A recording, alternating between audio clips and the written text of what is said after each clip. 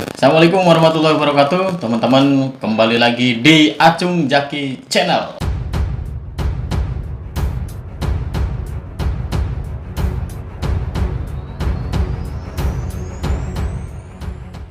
Teman-teman, kali ini kita kedatangan tamu spesial yang ini berkaitan dengan video yang kemarin tentang kapal pesiar. Kebetulan ini namanya Mas Aderoy. Halo bro, sehat bro. Mas Aderoy ini adalah kru dari pesiar di mana bro? Di Celebrity Cruise. Brand dari Royal Caribbean. Brandnya dari Royal Caribbean. Nah teman-teman, kita akan coba kupas tuntas pengalaman Mas Aderoy yang dari awal sampai sekarang di kapal pesiar. Sudah berapa tahun Mas bro? 3 tahun jalan. Sudah 3 tahun. Nah, caranya bagaimana, kemudian pengalamannya, kita kupas tuntas sampai mendetail. Dan untuk teman-teman yang berminat untuk gabung, untuk bisa kerja di kapal pesiar, bisa komen, bisa nanti dilihat di deskripsi. Nanti bisa kita bantu supaya teman-teman bisa mengikuti jejaknya Mas Bro untuk bisa berangkat jadi kru di kapal pesiar. Mas Bro, pengalaman yang pertama, awal mulanya Mas Bro bisa tahu tentang kapal pesiar itu dari siapa Mas Bro? Awal mula dari tersasar. Tersasar gimana maksudnya? Nggak ada minat sih ke kapal pesiar itu. Iya. Awal mula, saya kan asli dari Cirebon ini. Kebetulan lihat web, tekad ingin banget ke luar negeri. Gimana caranya, dari informasi, dari web, dari manapun saya cari. Di situ saya nemu ada info lowongan ke Netherlands atau Belanda gitu. Ke Belanda. Ke Belanda. Nah, di situ saya langsung ke agennya itu. Agennya itu ada di daerah Solo. Saya dari Cirebon ke Solo itu menempuh dengan motor. Ya, motor butut. Oh, sengaja ke Solo dari Cirebon. Sengaja ingin tahu informasi. Iya. Kalau emang valid bener, mau saya ini daftarin. Setelah di sana ternyata ya zong men. Zong gimana maksudnya bro? Ya semacam penipuan gitulah, karena tahu sendiri lah kerja di luar negeri itu banyak penipuan, banyak calo, kita keluar uang banyak tapi nihil untuk berangkat. Akhirnya saya mentekadkan diri untuk balik ke Cirebon.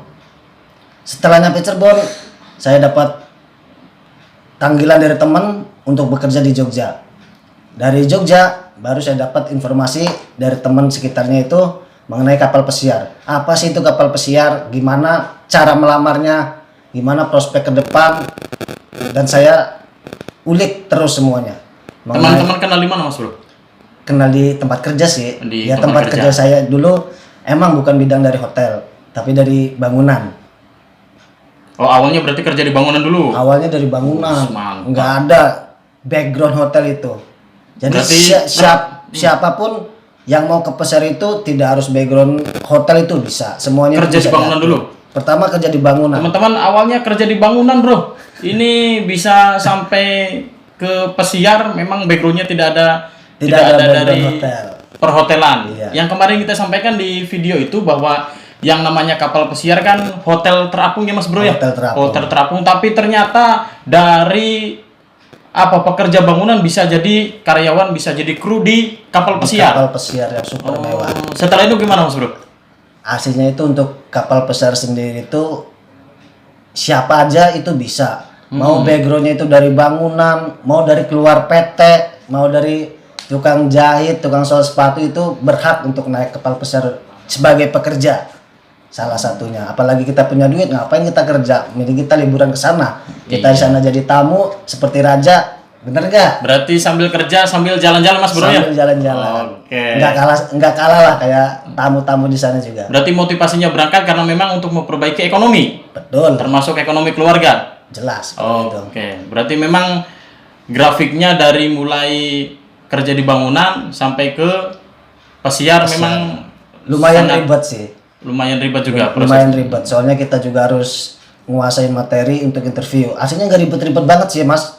Jadi gini, yang penting kita ada keinginan gitu ya, kita bisa semuanya dipelajarin. Setelah itu kita bisalah casual di hotel-hotel terdekat daerah Jogja, karena di Jogja kan emang pada dasarnya tempat wisata dan banyak banget hotel. Iya, Di situ kita bisa cari informasi dengan face to face atau kita langsung ke hotelnya nanyain apakah ada locker, apakah ada daily worker, apakah ada casual, kita bisa nanya di situ. Nah, dari situ kita bisa ikutan casual, terus kita bisa daily worker, salah satunya untuk mencari ilmunya itu di situ. Sambil belajar bro ya. Sambil belajar itu. Jadi kita tahu gimana sih Kalau berangkat itu tuh keinginan sendiri atau memang ada dorongan dari yang lain bro? Kalau berangkat jelas dari diri sendiri. Dari karena sendiri. Orang tua, background orang tua kan, mohon maaf, sangat agamis kan. Salah satu faktornya itu gimana sholatnya, gimana ibadahnya, karena ada salah satu tetangga dari kampung saya itu pergi ke Korea. Nah, pada saat itu juga ada keinginan untuk pergi ke Korea. Sebelumnya itu. Dan saya pelajari bahasa Korea, tapi setelah teman saya itu pulang dari Korea, langsung sontak ibu saya itu nge-interview bahasanya itu.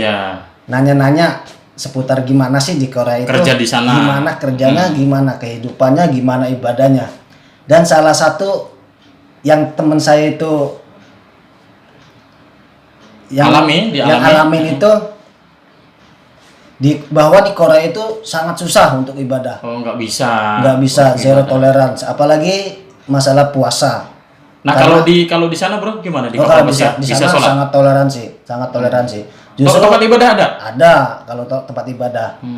Ya bukan tempat ibadah asli sih.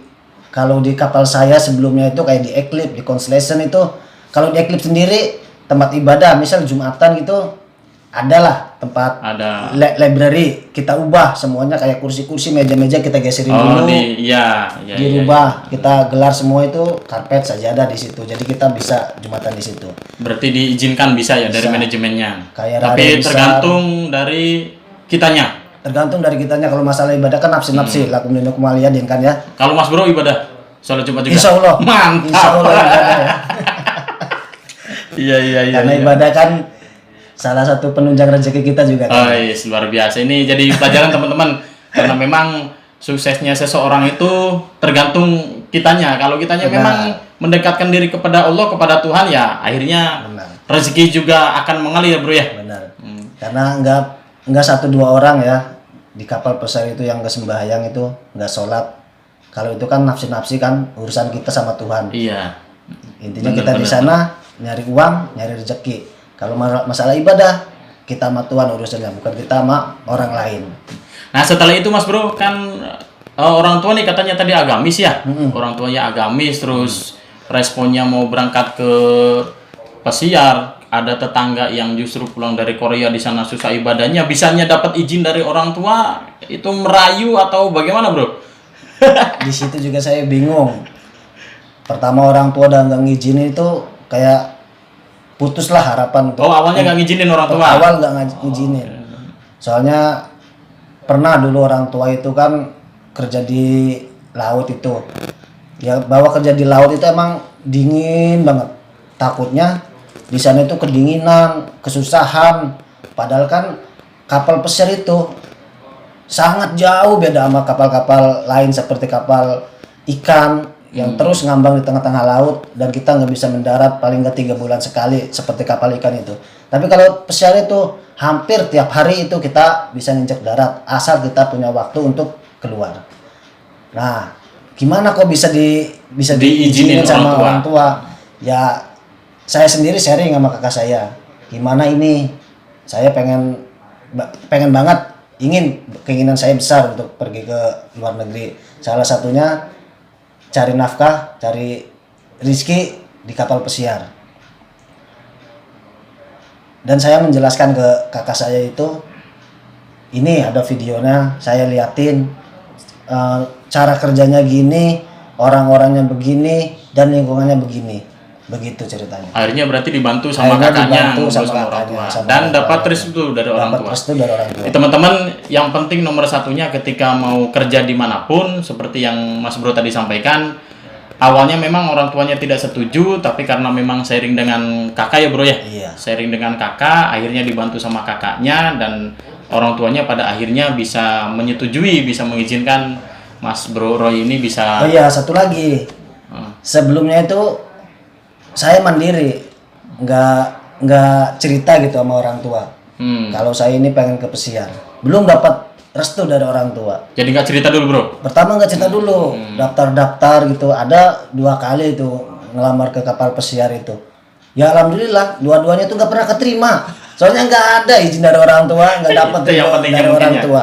Karena memang belum diizinkan dulu, nggak Iya, ngomong dulu betul. ya bro ya. Setelah itu, begitu orang tua ngizinin, begitu orang tua ngeridoin, alhamdulillah. 1 kali ngelamar, 1 kali interview, langsung Langsung diterima. lolos. Nah, ini Mas Langsung Bro, di Raya Kalbian. ini bro karena memang pentingnya restu dan izin dari orang tua bisa buat pelajaran untuk kita semuanya bahwa restu dan izin orang tua nomor 1 terlebih dahulu ketika kita mau keluar negeri, ketika mau bekerja ya bro ya. Betul. Nah kemudian kalau mau berangkat ke sana kan biasanya ada pendidikan dulu bro ya. Wah jelas. Nah itu pendidikannya gimana bro? Kalau saya itu dulu emang satu untuk pendidikan aja itu bagi saya itu kayaknya mahal banget gitu ya. Apalagi di daerah Cirebon bisa mencapai mungkin minim-minimnya itu 15 juta. Itu hanya untuk pendidikan selama 3 Pendidikannya saja. bulan ya. Oh 15 juta. 15 juta. Mantap. Kalau Mas Bro di mana pendidikannya? Kalau saya di Jogja. Oh di Jogja. Karena saya nggak punya duit untuk biaya sebesar itu dan ada teman yang nawarin itu, ayo ikut ke sini aja. Ada salah satu lembaga itu biayanya fantastis. Maksud dari fantastis itu jauh dari kata mahal itu. Di bawah rata-rata dari sekolahan atau LPK atau lembaga lainnya. Mohon maaf Mas Bro, kalau boleh tahu berapa? Kalau dulu saya masih di biaya kurang lebih 4 juta. 4 Mungkin juta sekarang itu naik turunnya itu 5 juta. Itu 5 juta itu maaf, maksudnya waktu angkatan saya 4 juta itu sudah tempat tidur atau asramanya itu semuanya di situ. Di situ kita dapat free wifi, dapat modul, semuanya dapat di situ semua. Termasuk tempat tinggal? Termasuk tempat tinggal dan disediain tempat masak juga. Di mana Mas Bro? Di Yogyakarta. Kalau di daerah sini tadi Mas Bro 15 juta? Kalau di daerah saya, di kampung saya itu cukup mahal, 15 juta. 15, Itu paling perbandingannya jauh. minimal, jauh. Itu tuh berapa lama pendidikan di Jogjanya Mas Bro? Kalau saya di Jogja sekitar 2 bulanan, habis itu baru kita training. Tapi aslinya untuk training sendiri kita 2 bulan berarti ya? 2 bulan untuk training sendiri kita bisalah main-main dari training itu.